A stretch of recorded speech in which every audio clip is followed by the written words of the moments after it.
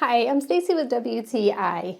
If you want to save yourself some time and the cost of going out for facials, you may want to consider a home facial tool. This is from MASIKETEC, and I really love it because it provides the technology that I've gotten when I'm going to a spa day, but I can do it all from home.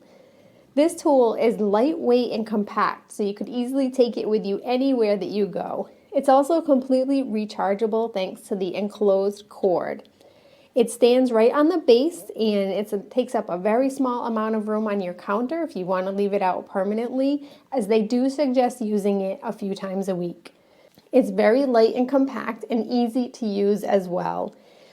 You can easily glide it over your skin, and they do recommend either doing that with a gel or with an oil. That way it really goes over your skin very easily. I found that I really can see a difference from using this a few times a week, even just for a few weeks.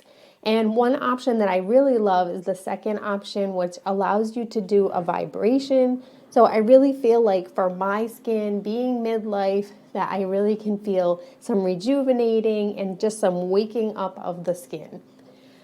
It's very easy to use. You can virtually figure it out without even having to look at the book, but they do include an instruction booklet that makes it easy to figure out.